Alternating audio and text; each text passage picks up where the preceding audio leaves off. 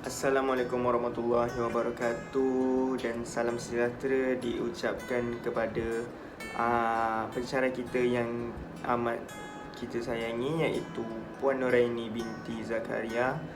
Diucapkan juga kepada rakan-rakan sekelas yang lain. Saya Muhammad Ashrafi Aizam bersama rakan seperjuangan saya iaitu Muhammad Luqman bin Muhammad ingin mengulas sedikit sebanyak tentang 5 aspirasi pendidikan dalam kurikulum Bahasa Melayu. Okey, baik.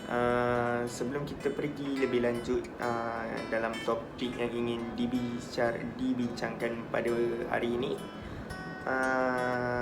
lebih elok saya memperkenalkan dahulu apa itu maksud aspirasi. Aspirasi ini membawa maksud keinginan serta cita-cita yang kuat, merujuk kepada Kamus Dewan edisi keempat. Aspirasi pendidikan negara kita sudah ditekankan serta diutamakan dalam sistem pendidikan negara, merujuk kepada elemen-elemen yang terdapat dalam PPPM, iaitu Pelan Pembangunan Pendidikan Malaysia.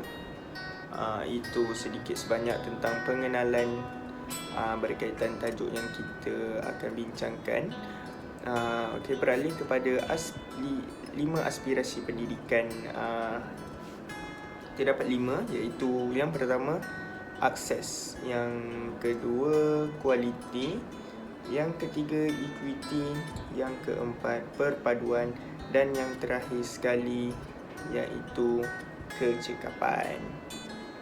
Okey, kita pergi kepada topik atau subtopik yang pertama, iaitu akses. Akses di sini membawa maksud jaringan atau kemudahan yang diberikan secara sama rata kepada semua murid di Malaysia ini. Tujuannya adalah untuk melahirkan serta mencapai potensi murid murid dalam diri mereka masing-masing. Kementerian Malaysia berhasrat untuk memastikan kadar akses ini sejagat dalam kalangan kanak-kanak, tak kisahlah mereka pada tahap umur dari kecil hingga ke Menara Gading.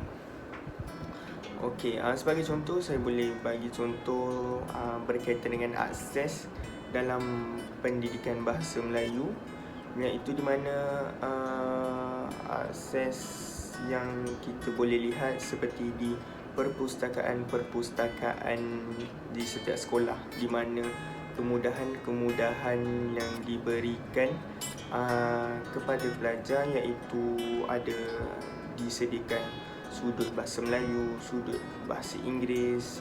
Kita lebih fokus kepada sudut bahasa Melayu, di mana di situ semua sumber serta bahan rujukan bahasa Melayu ditempatkan.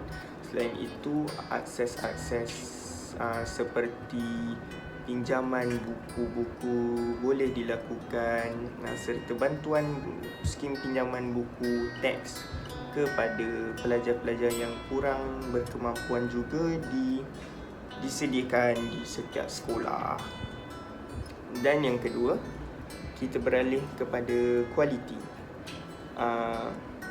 Semua kanak-kanak yang bergelar murid akan berpulang mendapat pendidikan yang cemerlang berdasarkan keunikan sistem pendidikan di Malaysia, iaitu boleh dikatakan standing dengan sistem pendidikan antarabangsa. Aspirasi sistem pendidikan negara ini adalah untuk meletakkan Malaysia dalam kelompok negara-negara yang setanding dengan negara maju yang lain dalam bidang pendidikan. Okey, kita boleh selitkan contoh seperti penggunaan unsur-unsur kebat di dalam setiap mata pelajaran, khususnya dalam mata pelajaran Bahasa Melayu. Terdapat unsur-unsur kebat yang berkepelbagaian di dalam setiap soalan yang memerlukan murid untuk berfikir di luar kotak serta berfikir dengan menggunakan aras yang tinggi. Di situ dapat lihat kualiti yang ingin dibentuk dalam diri seseorang murid itu diusahakan melalui penerapan unsur-unsur kebat sejak mereka berada di sekolah rendah lagi. Itu saja. Terima kasih. Pembentangan seterusnya akan diteruskan oleh Muhammad Luqman. Seterusnya ialah aspirasi pendidikan yang ketiga, iaitu equity, yakni equity untuk semua murid. Sistem pendidikan yang terbaik telah menyediakan kanak-kanak di Malaysia tanpa mengira etnik, tempat atau latar belakang sosioekonomi. Oleh itu, sistem pendidikan Malaysia berhasrat untuk merapatkan jurang ekonomi antara bandar dan luar bandar. Ianya hanya untuk satu tujuan, iaitu untuk mencapai kecemerlangan murid menjelang tahun 2020. Jadi pengurangan jurang sosioekonomi antara bandar dan luar bandar ini dijangkakan akan memberikan impak terhadap jurang pencapaian antara negeri dengan jenis sekolah. Latar belakang sosioekonomi masih menjadi penyebab jurang yang paling besar. Jurang ini dikira melalui 3 aspek, iaitu yang pertama ialah aspek pencapaian pendidikan tertinggi ibu bapa. Yang kedua ialah aspek purata pendapatan isi rumah bagi negeri. Dan yang ketiga ialah peratusan murid menerima bantuan asas kewangan melalui kumpulan wang amanah pelajar miskin, iaitu KWAPM. Ketiga-tiga aspek ini merupakan bukti yang tekal bahawa murid daripada keluarga yang kurang berpendapatan lebih tinggi berbanding dengan murid keluarga yang berpendapatan tinggi. Oleh itu, sistem pendidikan juga mereka lebih menarik untuk memasukkan pelajar-pelajar yang tidak memilih sosioekonomi tempat-tempat ini kepada pendidikan vokasional, iaitu kemahiran. Seterusnya ialah aspirasi pendidikan yang keempat, iaitu memupuk perpaduan dalam kalangan murid. Sejak merdeka, aspirasi utama Malaysia sebagai sebuah negara yang unik, kaya dengan kepelbagaian adalah untuk memupuk perpaduan negara. Oleh itu, murid menghabiskan lebih 1/4 daripada waktu mereka di sekolah semasa berumur 7 hingga 17 tahun. Maka sekolah merupakan tempat untuk memupuk perpaduan. Melalui interaksi dengan individu daripada pelbagai latar belakang sosioekonomi, agama dan etnik, murid itu belajar untuk memahami, menerima dan menghargai kepelbagaian. Dengan itu, perkongsian nilai dan pengalaman ini terbentuklah identiti nasional yang sama dan terjalinnya perpaduan negara. Oleh itu, pendidikan ini akan membawa kanak-kanak, terutama kanak-kanak di Malaysia, untuk mengutamakan satu sifat yang sangat penting dalam negara ini, iaitu sifat perpaduan.